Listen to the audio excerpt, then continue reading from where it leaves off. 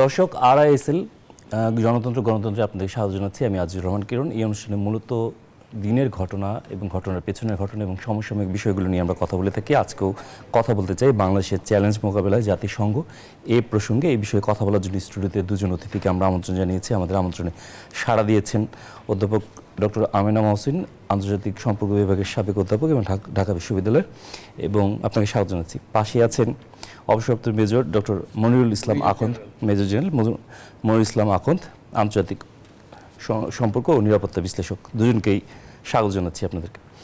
আজকে আমরা জানি যে 4 দিনের সফরে আছেন জাতিসংঘ মহাসচিব। আজকেও বেশ কিছু গুরুত্বপূর্ণ কর্মসূচি ছিল তার, এবং জয়েন্ট একটা বিবৃতিতে তিনি বক্তব্য রেখেছেন, যেখানে আমাদের পক্ষ থেকে পররাষ্ট্র উপদেষ্টা তৌহিদ হোসেন তিনি বলেছেন এই সফর ভবিষ্যৎ বাংলাদেশের জন্য অত্যন্ত অর্থবহ। আসলে কতটা অর্থবহ বলে মনে করছেন? আপনাকে দিয়ে যদি শুরু করি। ধন্যবাদ আপনাকে। দেখুন, সফরটা তো অবশ্যই বাংলাদেশের জন্য খুবই অর্থবহ বলেন, মিনিংফুল। কারণ আমরা যদি এখন বর্তমান প্রেক্ষাপটটা দেখি, বাংলাদেশ একটা ট্রানজিশনের মধ্যে দিয়ে আমরা বলতে পারি যাচ্ছে, একটা অভ্যুত্থানের পরবর্তী অবস্থার সামনে আমরা নির্বাচনের দিকে এগোচ্ছি। সো এবং ধরেন বর্তমান যে ভূ রাজনীতি আছে সেটাও যদি আপনি লক্ষ্য করেন, বাংলাদেশের একটা খুবই স্ট্র্যাটেজিক লোকেশন আছে, এবং আমাদের প্রতিবেশী রাষ্ট্র বলেন বা এই অঞ্চলে যে বিভিন্ন রাষ্ট্র আছে তারাও তাকিয়ে আছে বাংলাদেশে সামনে কোন দিকে আমরা মোড় নেব। এবং এটা আমি বলতে পারি যে একটা গ্লোবাল মানে টেনশনটাও আছে বাংলাদেশের উপরে, যে কোন দিকে আমরা টার্ন নিচ্ছি পলিটিক্যালি, সেটা একটা জায়গা আছে। আরেকটা বড় জায়গা আছে যেখানে আমরা রোহিঙ্গাদের, উনি যেখানে এসেছেন, উনি রোহিঙ্গাদের ক্যাম্পে গেছেন, আপনি মানে ওখানে গেছেন, গতকাল গেছেন এবং ইফতার করেছেন, এবং রোহিঙ্গা সমস্যাটা আমাদের জন্য একটা বড় ইস্যু এবং চ্যালেঞ্জও বটে বাংলাদেশের জন্য। এবং চ্যালেঞ্জ তো প্রথম থেকেই ছিল, এখন চ্যালেঞ্জটা আরও ঘনীভূত হয়ে গেছে মিয়ানমারের অভ্যন্তরীণ পরিস্থিতির কারণে এবং রাজনীতি বলেন, এবং মানে ঠিক আমরা কার সাথে মিয়ানমারে কথা বলবো সেই পরিস্থিতিটাও এখন বেশ জটিল হয়ে গেছে। একদিকে সামরিক জান্তা আছে, আরেকদিকে আমরা দেখতে পাচ্ছি আরাকান আর্মি, সবকিছু মিলিয়ে।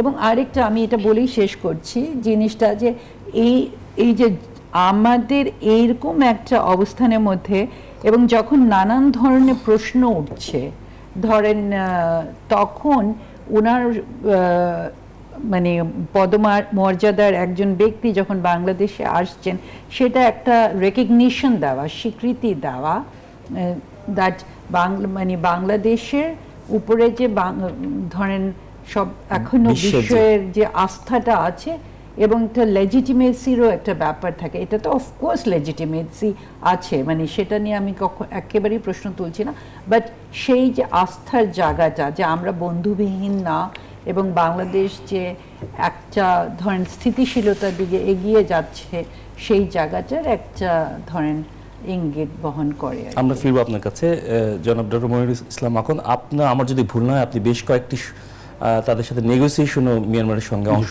নেওয়ার অভিজ্ঞতা আপনার আছে। সেই প্রেক্ষাপট থেকে আমরা এখন যেই পরিস্থিতিতে আছি, আমরা এক সময় জানতাম যে রোহিঙ্গাদের পার ক্যাম্প প্রতি মাসের যে খরচ ছিল প্রায় $24 মতো, সেটা এখন $12 নেমে আসছে। আমাদের কাছে তো এটা এখন একরকম একটা বার্ডেন, যে বড় একটা, সেই প্রেক্ষাপটে আসলে এবং দাতা সংস্থাগুলো তাদের সহযোগিতা কমিয়ে দিয়েছে। সেই বাস্তবতায় এই সফরকে আপনি কিভাবে মূল্যায়ন করবেন? আদতে আসলে রোহিঙ্গাদের জন্য যদি আমরা এই প্রসঙ্গে যদি আসতে চাই, তারা কি আসলে কোনো ভালো বার্তা পেল বা আমরা পেলাম? জি, অনেক ধন্যবাদ। আমরা জানি যে রিসেন্টলি বর্তমানে বাংলাদেশে আছে জাতিসংঘের সেক্রেটারি জেনারেল অ্যান্টোনিও গুতেরেস। আমি মনে করি এটা বাংলাদেশের জন্য একটা বড় সফলতা। ওনার মতন একটা গুরুত্বপূর্ণ ব্যক্তিকে ডক্টর ইউনূস নিমন্ত্রণ করে বাংলাদেশে এনেছেন। 4 দিন উনি এখানে আছেন, ওনার মতন ব্যস্ত একটা লোক। I think this is a great recognition to the interim government, and this is the put of the charisma of our chief advisor doctor Mohammad Yunus. অবশ্যই সফরটা অনেক গুরুত্বপূর্ণ, বিশেষ করে এই সময়ে যেখানে আমরা জানি যে এই বছর মার্কিন যুক্তরাষ্ট্র এবং অন্যান্য পাশ্চাত্য দেশগুলো অনুদান কমিয়ে দিয়েছে এবং উনি আমরা খুবই চিন্তিত এটা নিয়ে। শোনা যাচ্ছে উনি বলেছেন যে অনুদান পাওয়া যায় সেটার 60% কমে যাবে, we may get only 14% of whatever we are getting today. So 11-12 লক্ষ Rohingya is a big problem for Bangladesh. 13 লক্ষের বেশি বলা 13 লক্ষ, জি। আমি যখন আর্ম ফোর্সেস ডিভিশনে ছিলাম তখন আমি national committee for Rohingya repatriation, এটার যেটা বললেন, আমি I was a member. I participated in 5 negotiations with Myanmar counterpart, 3টা ন্যাপিডোতে, 2টা বাংলাদেশে। এবং এতগুলো নেগোসিয়েশন করে আমি যেটা বুঝেছি যে they are not in a position to take the Rohingyas back. মায়ানমারে মোট 135টি জনগোষ্ঠী আছে, এথনিক গ্রুপ আছে, এর মধ্যে রোহিঙ্গা জাস্ট 1।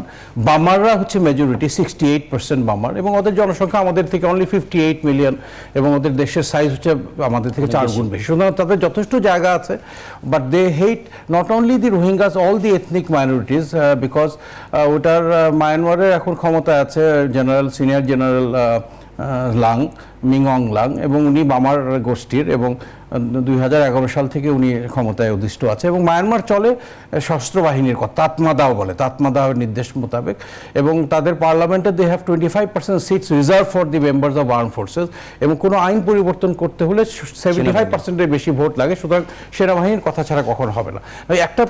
এই ব্যাপারটা আমাকে একটু পরিষ্কার করা দরকার, বিকজ মায়ানমার যে প্রিতে বলছে নেবে না, তারা বলছে যে রোহিঙ্গারা বাংলাদেশি, তারা মায়ানমার এর নাগরিক না। এটা একটা ডাহা মিথ্যা কথা।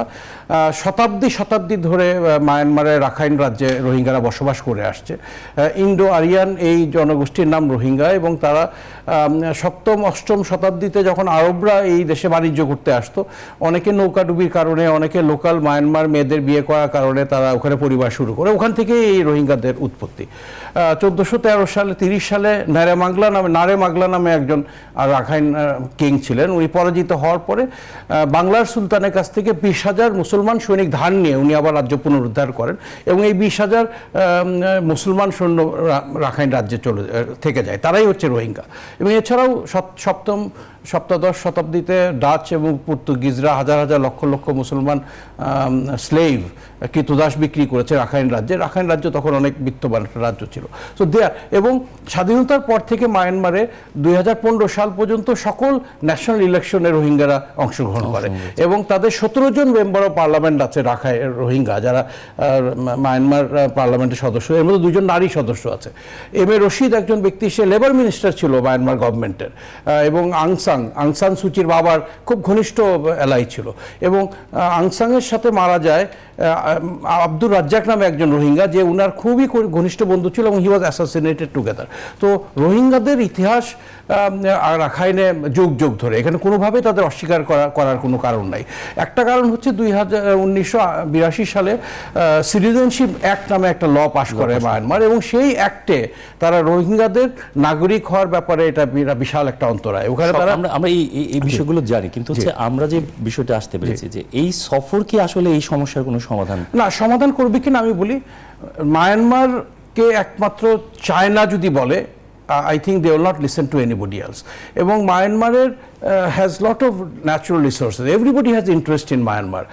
চায়না ওখানে একটা পোর্ট করেছে $1 বিলিয়ন দিয়ে, 1200 কিলোমিটার একটা পাইপলাইন করেছে। ভারতের ইন্টারেস্ট আছে, ইউএস এর ইন্টারেস্ট আছে, ইউরেনিয়াম আছে বলে শোনা যাচ্ছে। আমাদের পক্ষে, আমাদের কিন্তু যখন এই দরবারে গেলাম, তখন কিন্তু দেখা গেলো আমাদের থেকে তাদের বন্ধু অনেক বেশি। এখন গুতারেস আসার কারণে, সেক্রেটারি জেনারেল আসার কারণে, উনি বলেছেন উনি বিভিন্ন দেশে আমাদের ব্যাপারে বলবেন, অনুদান বাড়ানোর চেষ্টা করবেন, but I am not very hopeful. এবং আগামী ঈদে যে আমাদের প্রধান উপদেষ্টা বললো যে রোজার ঈদে রোহিঙ্গারা আপনারা দেশের বাড়িতে করবেন, I think it's a fur away dream. I don't think that is possible. আমাদেরকে অনেক বেশি শক্ত হতে হবে। এই রোহিঙ্গারা কিন্তু একবারে আসে নাই, they came in 6 phases. শেষ এসেছিল 16 সালে, 17 সালে, 18 সালে। ডক্টর আমিনা মোহসিনা, আপনার কাছে কি মনে হয় যে এটা কতটা সহজ প্রক্রিয়া হবে, বা আসলে এই প্রক্রিয়ার মধ্যে আসলে বাংলাদেশের পক্ষ থেকে আর কি ভূমিকা হতে পারে যে পুরো বিশ্বকে একাট্টা করার জন্য? দেখুন প্রক্রিয়াটা একেবারেই সহজ না। উনি যেটা পয়েন্ট আউট করেছিলেন, প্রক্রিয়াটা ভীষণ জটিল, এবং যে নাগরিকত্ব আইন আছে যেটা নিয়ে আমরা সবাই অবগত আছি, যে এই নাগরিকত্ব আইনের মাধ্যমে তাদের নাগরিকত্ব নিয়ে নেওয়া হয়েছে। এবং শুধু তা না, ওরা একটা কাট অফ পয়েন্ট দিয়েছে, যেই কাট অফ পয়েন্টটা দিয়েছে সেই সময় তো ধরেন বাংলাদেশ নামক রাষ্ট্রই ছিল না, এবং সেই সময়টা তো ধরেন ব্রিটিশ পিরিয়ডটা ছিল। সো যদি ওদেরকে কারোর নাগরিকত্ব দিতে হয় তাহলে ব্রিটিশ গভর্নমেন্টকে দিতে হবে, মানে এটা বাংলাদেশের খুবই জটিল প্রক্রিয়া, একটা মানে জটিল প্রক্রিয়া। তারপরে দ্বিতীয় যে কথাটা আমি আপনাকে একটু আগে পয়েন্ট আউট করছিলাম, যে উনি বললেন যে ধরেন মিয়ানমারের ভেতরে 135টি জনগোষ্ঠী আছে, এবং বিভিন্ন জায়গায় কিন্তু এরকম ধরনের এথনিক যুদ্ধগুলো লেগেই আছে। সো আর এই মুহূর্তে তো আমরা জানি যে তাকমাদাও যেটা, তার হাতে কিন্তু মিয়ানমারে একটা খুবই ছোট এলাকা তারা নিয়ন্ত্রণ করছে। সো এই বেল্টটাতে তো আরাকান আর্মি নিয়ন্ত্রণে। সো আমার মনে হয় যে যদি আমরা সমাধানের দিকে যাই, মানে এত প্রবলেম না বলে, একটা হলো বাংলাদেশকে অবশ্যই একটা মাল্টিপ্রং স্ট্র্যাটেজি নিতে হবে। সেখানে ডিপ্লোম্যাসিটা আপনি ডিফারেন্ট লেভেলে আপনাকে করতে হবে। আপনি সামরিক জান্তার সাথেও আলাপ আলোচনাটা চালিয়ে যান, আরেকটা সাথে আলোচনা চালিয়ে যান, আরাকান আর্মির কথা আমি বলার চেষ্টা করছি।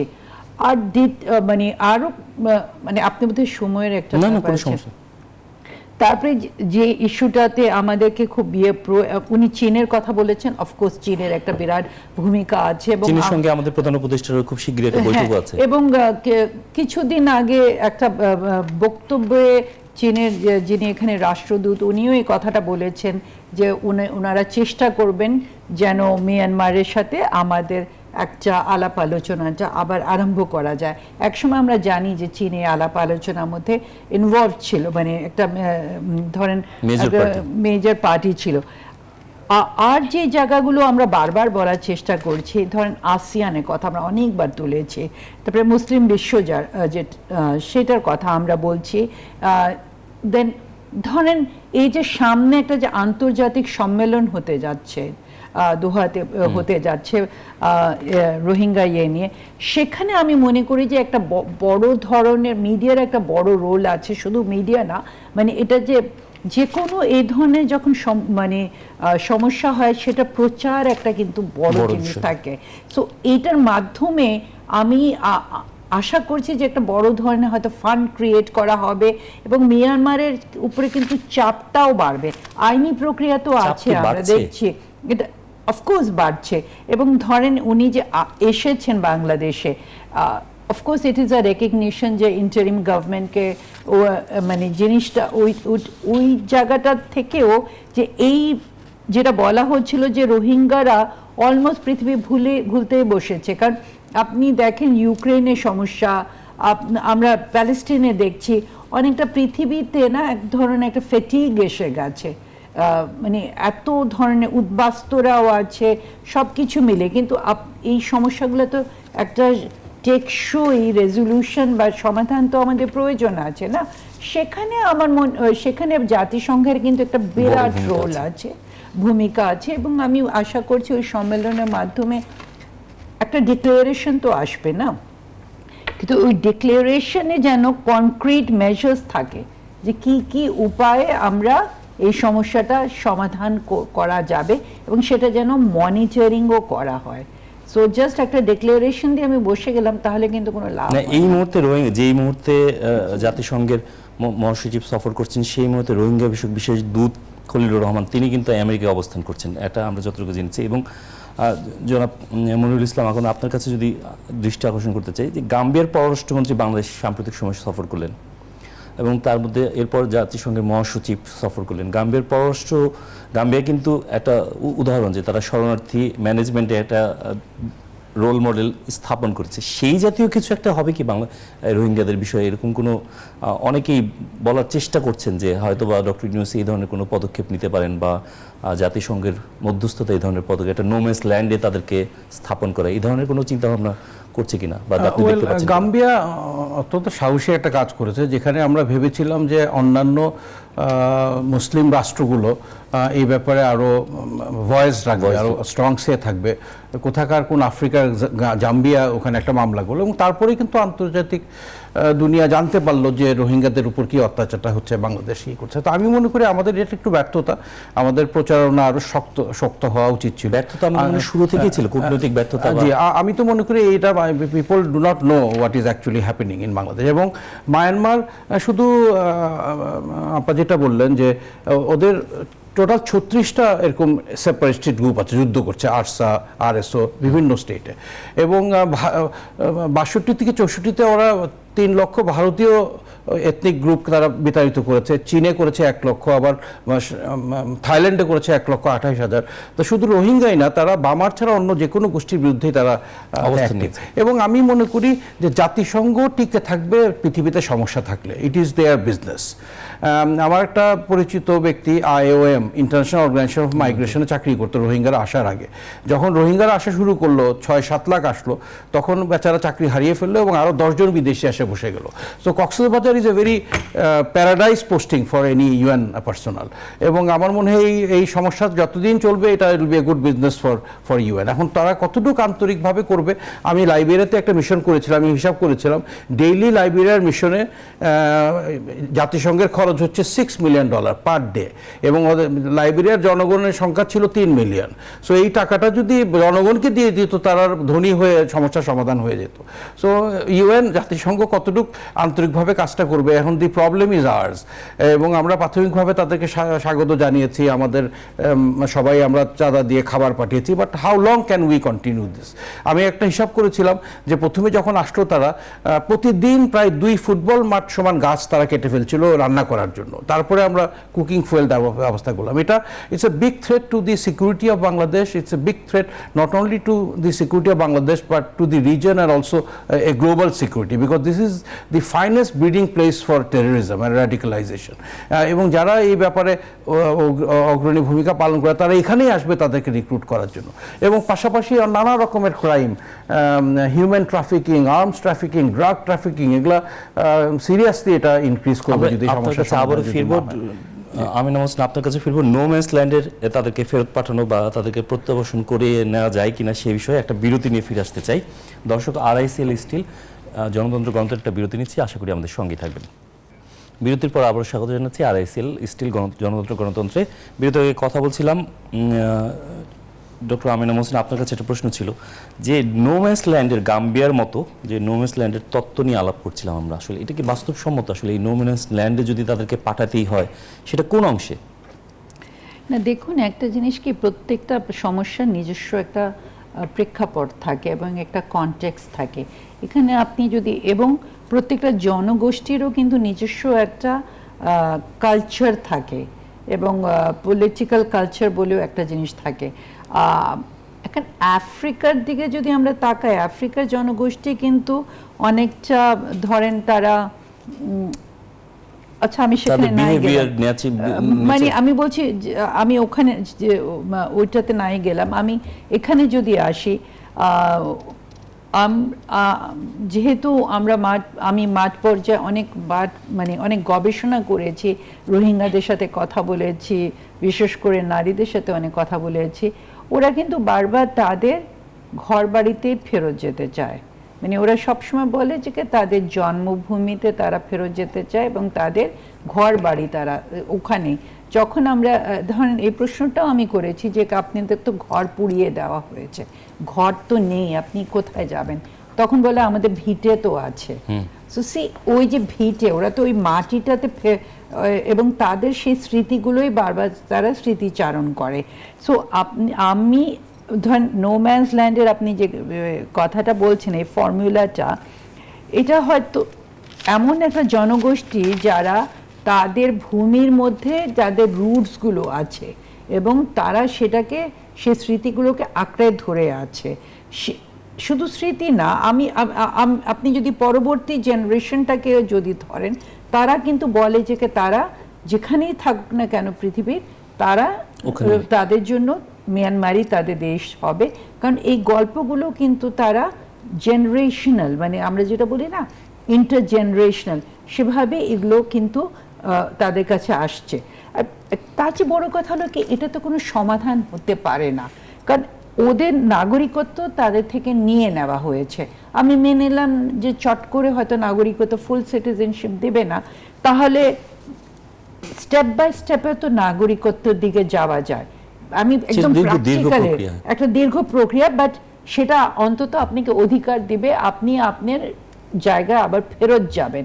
নো ম্যানস ল্যান্ড তো সাধারণত একটা ছোট স্ট্রিপ অফ ল্যান্ড থাকে, তাহলে আপনি তো ওই রাষ্ট্রবিহীন বা নাগরিকত্ববিহীনই একজন মানুষ শরণার্থী হিসেবে। না, শরণার্থী কিন্তু ওরা কিন্তু এখানে রিফিউজি স্ট্যাটাসে নেই, ওরা ফোর্সিবলি ডিসপ্লেসড পিপল ফ্রম মিয়ানমার, তো শরণার্থী হিসাবেও কিন্তু ওরা থাকছে, আখ্যায়িত করতে পারবো না তো।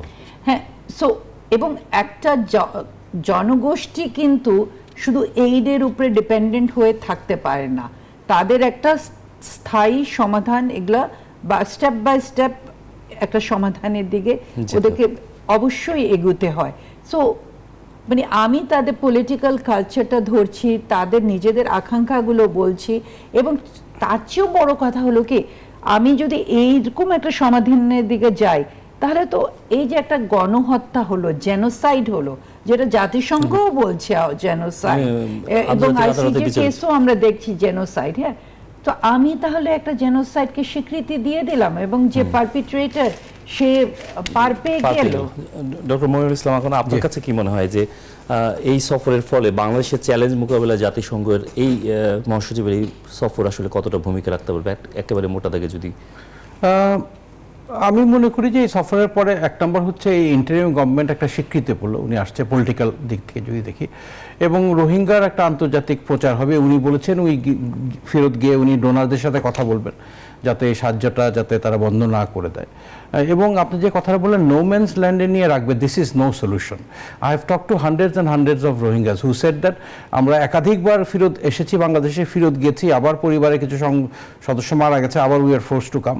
So unless it is a sustainable return, যে স্থায়ীভাবে তারা নিরাপত্তার সাথে এবং সম্মানের সাথে ফেরত না পাঠাতে পারলে তারা কিন্তু কখনো রাজি হবে। সরকারও চাচ্ছে যে নিরাপত্তার সাথে, এবং আমি মনে করি যে এই জন্য, এবং ম্যাডাম যেটা বললেন যে United Nations Human Rights Commission এটাকে বলেছে a textbook example of ethnic cleansing. So এটার বিচার করতে হবে, অপরাধীদের শনাক্ত করতে হবে। এটার জন্য UN should send A team to do the investigation.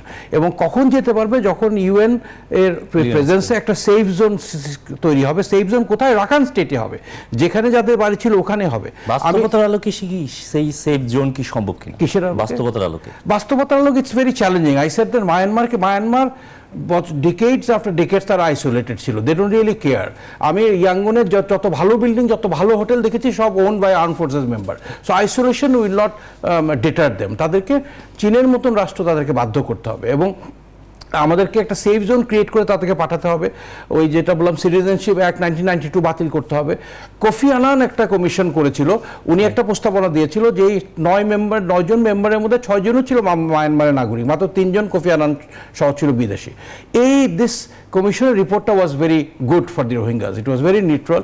এই নানান কমিশন রিপোর্টটাকে বাস্তবায়ন করতে হবে। That is the solution to take the Rohingyas back. আমরা বিরতি নিয়ে ফিরে আসতে চাই। আমরা বিরতির পরে আলাপ করতে চাই বাংলাদেশের রাজনীতিতে জাতিসংঘের মহাসচিবের এই সফরের ভূমিকা নিয়ে। সে আশা করি একটু কিছু বিরতি নিয়ে ফিরে আসবো, এবং বিরতির পরে এই বিষয়ে আলোচনা করবো। দর্শক, আরআইএসএল স্টিল জনতন্ত্র গণতন্ত্র একটা বিরতি নিচ্ছি, আশা করি আমাদের সঙ্গে থাকবেন। বিরতির পর আবার স্বাগত জানাচ্ছি আরআইএসএল স্টিল জনতন্ত্র গণতন্ত্রে। বিরতির আগে কথা বলছিলাম বাংলাদেশের চ্যালেঞ্জ মোকাবেলায় জাতিসংঘ। ডক্টর আমিনা মোহসেন, আপনার কাছে যদি জানতে চাই, বাংলাদেশের রাজনীতিতে জাতিসংঘ মহাসচিবের এই সফর আসলে আপনি কিভাবে মূল্যায়ন করবেন? আজকে আমরা দেখেছি যে বেশ কয়েকটি রাজনৈতিক দল, জাতীয় ঐক্যমত্য কমিশন এবং সংস্কার কমিশনের যে প্রধানরা ছিলেন তাদের সঙ্গে বৈঠক হয়েছে। দেখুন, প্রথমে যদি আমি আপনার ওই সংস্কার প্রধানদের সাথে কথা হয়েছে সেই জায়গাটায় যদি আসি, আমরা জানি জাতিসংঘ একটা মানবাধিকার রিপোর্ট দিয়েছিল, তাই না? সো সেখানে জাতিসংঘের একটা ইন্টারেস্ট থাকবে যে এবং এই সংস্কারগুলোর মাধ্যমে আমরা কি এমন একটা পরিস্থিতির দিকে যেতে পারি কি না যেখানে মানব অধিকারের ইস্যুটা ধরেন কোনো দেশেই যে মানবাধিকার লঙ্ঘন করে না তা না, কিন্তু অন্তত যেখানে আপনি মানে দায় মুক্তির কালচারটা না থাকে এবং মানবাধিকার যে একটা মানে বড় ইস্যু, সেই জায়গাগুলো তো আমাদেরকে স্বীকৃতিতে নিতেই হবে। বিশেষ করে ধরেন কথা বলার স্বাধীনতা, তারপরে যে ধরনের মানবাধিকারগুলো লঙ্ঘন হয়েছিল এই ধরনের জিনিসগুলো যেন রিপিট না হয়, সেগুলো তো তাদের দেখার একটা ব্যাপার থাকবেই, তাই না? সো আমার মনে হয় যখন উনি কমিশন প্রধানদের সঙ্গে কথা বলেছেন সেখানে, সেগুলো ওনার কাছে গুরুত্বপূর্ণ ছিল। বাট হ্যাভিং সেড দ্যাট, এবং রাজনৈতিক দলগুলোর সাথে উনি বসেছেন, তাদের সাথেও। বাট কিন্তু এটা আমাদেরকে মাথায় রাখতে হবে দ্যাট আমাদের সমস্যা কিন্তু আমাদেরকেই সমাধান এবং উনি করতে তার হবে। বক্তব্যে কিন্তু ইঙ্গিত দিয়েছেন যে আপনাদের অভ্যন্তরীণ বিষয়গুলো আপনাদেরই করতে হ্যাঁ, হবে, এটা আমাদেরকেই সংস্কার এবং করতে নির্বাচন হবে। এবং গণতন্ত্র প্রতিষ্ঠা চায়। এবং আমরা অতীতেও দেখেছি কিন্তু জাতিসংঘ একবার নেনিয়ান একজন আসছিলেন না বাংলাদেশে, অতীতেও এসেছিলেন, কিন্তু এই সমস্যাগুলো তো রাজনৈতিক গুলোকেই সমাধান করতে হবে।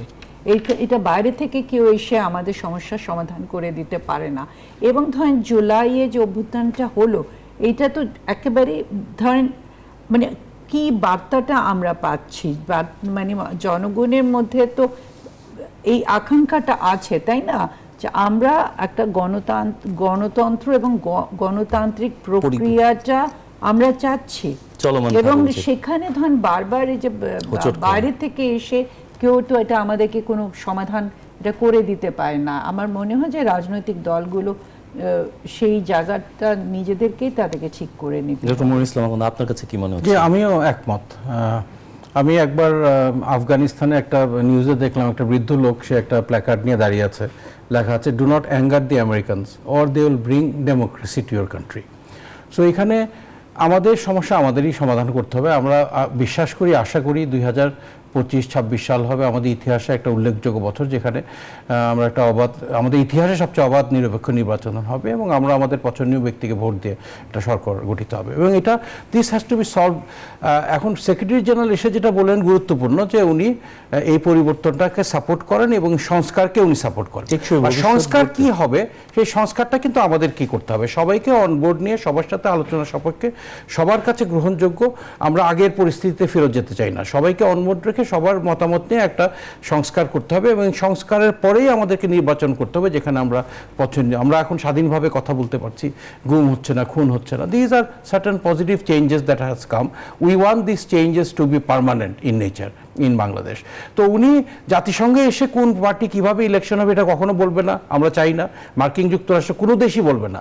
উই হ্যাভ টু ডিসাইড আমাদের জন্য কোন form of democracy is best suitable for Bangladesh, এবং সেভাবে আমাদেরকে এগিয়ে যেতে হবে, সেভাবে সংস্কার করতে হবে, সেভাবে আবার আমাদের নির্বাচন করতে হবে। আমি নিশ্চিত যে আমরা এমন কোনো দানব পরবর্তীতে চাই না এসে বসে তারা দেশটাকে দুঃশাসনের মধ্যে ভরে রাখবে। So all the parties are supporting the interim government. প্রধান বক্তারা প্রাথমিকভাবে খুবই সাপোর্টিভ ছিল, এখন একটু কথাবার্তা শুনে মনে হচ্ছে তারা অস্থির হয়ে যাচ্ছে ইলেকশনের জন্য।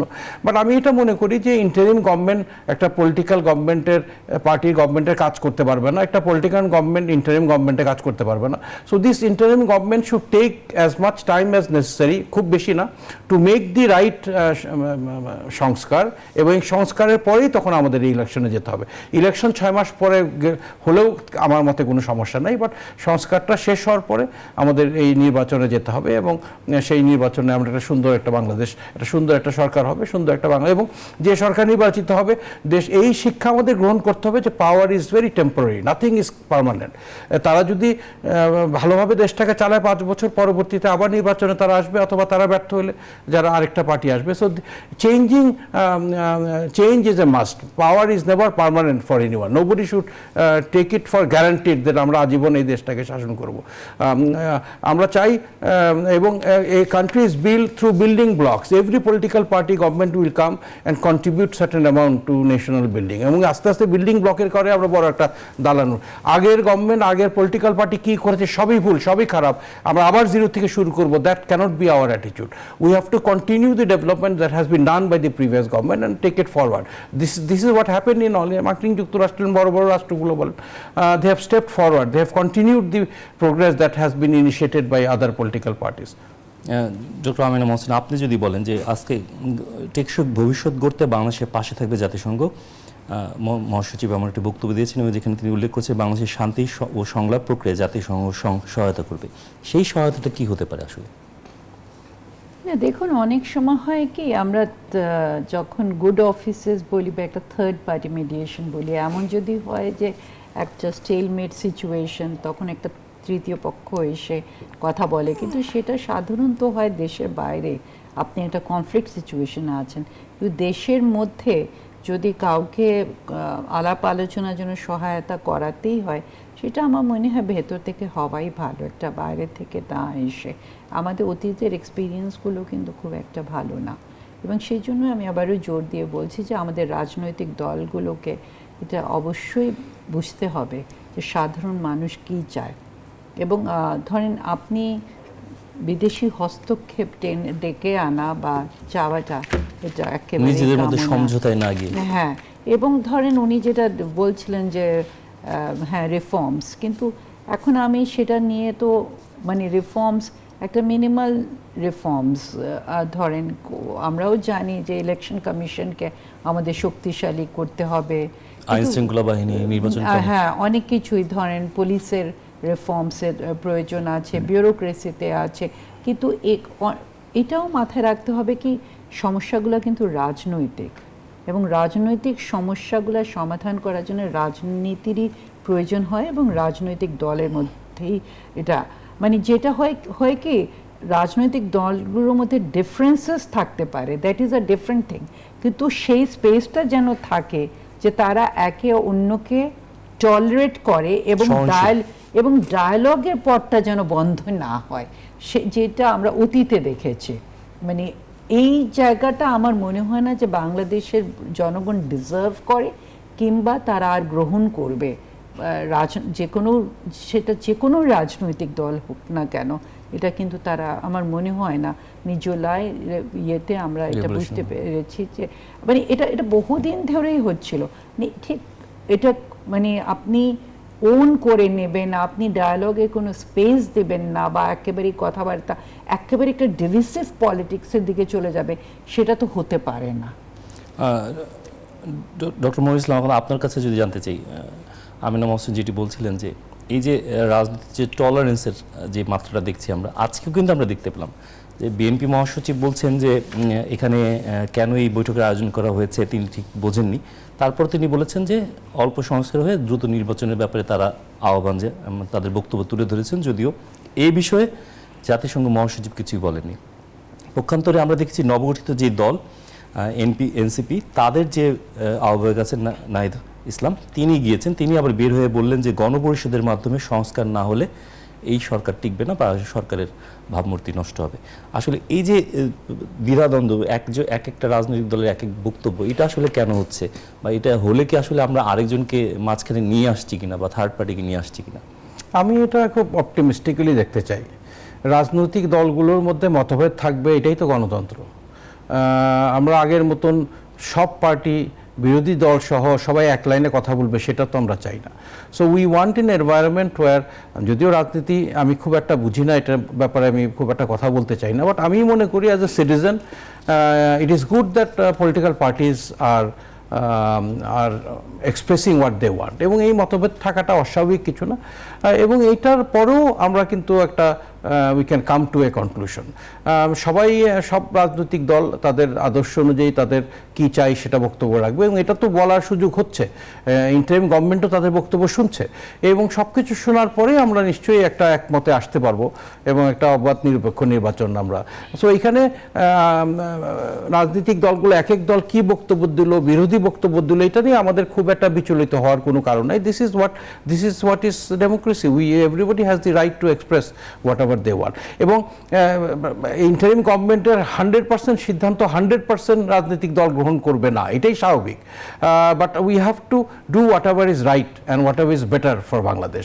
আমাদেরকে দেশের স্বার্থটাকে আগে রাখতে হবে, দেশের স্বার্থকে সামনে রেখে আমরা নিরপেক্ষভাবে, বিকজ এই ইন্টারিম গভর্নমেন্টের তো কোনো রাজনৈতিক অভিলাষ নাই, ওনার পরবর্তীতে ইলেকশন জেতার কোনো খায়েশ নাই, সুতরাং উনি নিশ্চয়ই দেশের জন্য যেটা ভালো সেই সিদ্ধান্তই নেবে, এবং এখানে 100% না হলেও অধিকাংশ রাজনৈতিক দলগুলো একমত যদি হয় আমরা সেভাবেই একটা সুন্দর ইলেকশন দিয়ে এগিয়ে যাবো। আমরা একটা সুন্দর বাংলাদেশ গড়তে চাই, দেখতে চাই, জনগণের সাপোর্ট এই গভর্নমেন্টের প্রতি আছে, আমরা এই পরিবর্তন চাই এবং they will get all the support from all of us to develop a better Bangladesh in future. যেমন আমি আপনার কাছে যদি আরেকটা বিষয় জানতে চাই, আমরা যে দেখলাম যে প্রক্রিয়া আলোচনা হচ্ছে রাজনৈতিক দলগুলোর মধ্যে, কারো কারো শেখ হাসিনার বিচার প্রশ্নে নিয়ে প্রশ্ন দেখা দিয়েছে, আবার কেউ সংস্কারের উপর জোর দিচ্ছেন, আবার কেউ নির্বাচনের উপরে জোর দিচ্ছেন। সার্বিক পরিস্থিতি আসলে আপনার একান্ত ব্যক্তিগত মতামত কি হওয়া উচিত, আপনি কি না চাচ্ছেন? দেখুন, আমি মনে করি যে দেখেন একটা গণতন্ত্রে যখন আমরা কথা বলি তখন উনি যে কথাটা বলছিলেন বিভিন্ন মতামত তো থাকবেই, এবং বিভিন্ন মতামত এবং এগুলাই যে হার্ড অ্যান্ড ফাস্ট থাকে সেটা না। আমরা যখন এই পরিবেশ মানে একটা জায়গায় যখন আলাপ আলোচনা আরম্ভ হয় তখন কিছু মানে নেগোসিয়েশনসের এটা মানে একটা নিয়মে যে আপনি কিছুটা ছাড় দেন, কিছুটা আগান, কোনোটা কতগুলো জায়গায় এসে ঐক্যমত হয়, কতগুলোকে লং টার্ম, কতগুলো শর্ট টার্ম, কতগুলো মিডিয়াম টার্ম, সেভাবেই যায়। কিন্তু আমার যেটা মনে হয় কি সব রাজনৈতিক দলেরই কিন্তু একটা উদ্দেশ্য যে না, সামনে একটা নির্বাচন আমাদের প্রয়োজন, এবং সেই নির্বাচনটা যে প্রয়োজন সেটা তো আমরা বুঝতেই পারছি না, এবং আমরা সবাই চাচ্ছি সেই নির্বাচনটা হোক। একটা ইন্টারিম রেজিম দিয়ে তো দেশ শাসন করা যায় না ফর লং, এবং ধরেন দেশের আইন শৃঙ্খলা পরিস্থিতি নিয়েও একটা কথাবার্তা আছে, সবকিছু মিলিয়ে মানে তারপরে ধরেন আমি যেটা প্রথমেই বলেছিলাম যে ধরেন এখানে যারা রিজনাল পাওয়ার্স আছে, এক্সট্রা রিজনাল পাওয়ার্স আছে, সবাই কিন্তু মানে জিনিসগুলোকে পর্যবেক্ষণ করছে। সো এরকম একটা সিচুয়েশনে মানে আমরা যেটা চাচ্ছি সেটা একটা স্থিতিশীল অবস্থার দিকে এগিয়ে যাওয়া, তাই না? সো সেই জায়গাটায় আমার মনে হয় যে উই শুড এম ফর। নানান ধরনের বক্তব্য থাকবে, কিন্তু আপনি কোনটাকে সেটা আমার মনে হয় আলাপ আলোচনার মাধ্যমেই সেটাকে প্রায়োরিটাইজ করতে হবে, এবং এটাও মাথায় রাখতে হবে কোনটা কতটুকু প্র্যাকটিক্যাল সেটাও মাথায় রাখতে হবে। যে আমি অনেক কিছু বলতে পারি না, বলার জন্য না, হয়তো আমি সেটা চাচ্ছি, অবশ্যই আমি সেটা একজন চাইতেই পারে, কিন্তু সেটা এই মুহূর্তে কি সম্ভব কি না, কিংবা সেটার জন্য আমাকে আরও স্ট্র্যাটেজাইজ করতে হবে বা তৈরি মানে সে প্রেক্ষাপটটা তৈরি করতে হবে, সেরকম ধরনের একটা পরিস্থিতি তো মানে আছে।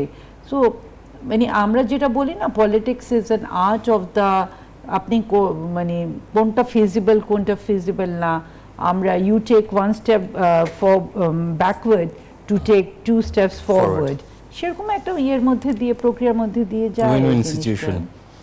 জনাব ডক্টর মনিরুল ইসলাম, এখন আপনার কাছে কি মনে হচ্ছে যে আসলে সংস্কার, নির্বাচন, বিচার সবকিছু মিলে আসলে আমরা কোন দিকে যাচ্ছি? ওয়েল, বিচারের ব্যাপারে তো একটা কথা আছে যে justice হারিড is varied, delayed is denied. নিয়ম মোতাবেক আইন মেনেই বিচার ব্যবস্থা করতে হবে যতদিন সময় লাগে। We must not hurry it up so that this system is not questioned in the future. কতটুকু সময় লাগবে আমি জানি না, আইনের ব্যাপারে আমার ততটুকু জ্ঞান নাই। আমি তো মনে করি we are heading towards positive direction. আমরা আসলে খুবই অধৈর্য একটা জাতি, আমরা ওভারনাইট আমরা সকল সমস্যার সমাধান চাই, সবাই রাস্তায় নেমে যায়। আপনি যেদিকে যাবেন দেখবেন যে 10 জন লোক রাস্তায় বসে আছে। We have two be patient, এবং দের ইজ এ পার্টি যারা শুধু এই ইন্টারিম গভর্নমেন্টের ব্যর্থতাই খালি তুলে ধরে, এই পারছে না সেই পারছে না, পজিটিভগুলো ধরে দেখে না। আমি খুবই অপটিমিস্টিক একটা লোক। I think they are doing a wonderful job. ব্যর্থতা তো থাকবেই, they don't have the experience to run a nation. আমরা একটা কিছু রিটায়ার্ড ব্যক্তিদের এনে আমরা বসালাম, তারা দেশটাকে চালাচ্ছে with all the difficulties that we have. তো আমি মনে করি we are heading towards right direction. সবাইকে সহনশীল হতে হবে, we have to have that patience. আমরা 15 বছরে যেই দাবিগুলো পাই নাই, ওভারনাইট 6 মাসের মধ্যে 100% পূরণ হবে এটাও আশা করা ঠিক না।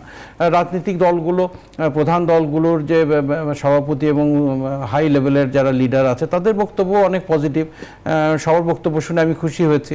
প্রধান উপদেষ্টার সাথে সকল রাজনৈতিক দলের একটা ছবি আছে, আমি দেখে খুবই অনুপ্রাণিত হই যে এভরিবডি ইজ বিং হার্ড। এবং এই টানাপোড়েনের মধ্যে, বিতর্কের মধ্যে আস্তে আস্তে আমরা একটা ভালো একটা সংস্কার দেখতে পাবো নিশ্চয়ই, এবং একটা সুন্দর নির্বাচন হবে। আমরা সবাই বসে আছি সেটা দেখার জন্য, এবং নির্বাচন হবে। এবং আমি মনে করি আগামী নির্বাচন মানুষ মার্কা থেকে ব্যক্তিকে বেশি গুরুত্ব দিবে। সৎ, শিক্ষিত, দেশপ্রেমিক ব্যক্তিকে, আমি সবসময় বলি একটা নাগরিক হিসাবে 5টা গুণ ইজ এসেনশিয়াল। তাকে দেশপ্রেমিক হতে হবে, সৎ হতে নাম্বার 1, দেশপ্রেমিক, নিঃস্বার্থ হতে হবে, যোগ্য হতে হবে এবং সমাজের প্রতি দায়বদ্ধতা থাকতে হবে। যেই ক্যান্ডিডেটের এই 5টা গুণ থাকবে সেই ক্যান্ডিডেট নির্বাচিত হবে, ইরেসপেক্টিভ অফ সে কোন পার্টি থেকে সেই ইলেকশনে দাঁড়ালো। অনুষ্ঠানে একবারে শেষ পর্যায়ে ডক্টর আমিনা মোহসিন শেষ বাক্যে যদি কিছু বলতে চান, যে প্রত্যাশা কি? না, আমি প্রত্যাশা করব যে বাংলাদেশ একটা মানে টেকসই গণতন্ত্র এবং গণতান্ত্রিক, মানে এটা শুধু ইলেকশনের মাধ্যমে যে একটা গণতন্ত্র স্ট্যাবলিশ হয়ে যায় তা না, মানে ইনস্টিটিউশনালাইজেশন, প্রাতিষ্ঠানিকীকরণ যেটা বলে, সেই জায়গাটাতে যেন আমরা পৌঁছাতে পারি, সেটাই আমি আশা করি। অসংখ্য ধন্যবাদ ডক্টর আমিনা মোহসিন এবং ডক্টর মনিরুল ইসলাম আখন্দ, আপনাদের দুজনকে সময় দেওয়ার জন্য। দর্শক, আমরা আজকের RISL স্টিল জনতন্ত্র গণতন্ত্র এখানেই শেষ করছি। সবাইকে ধন্যবাদ।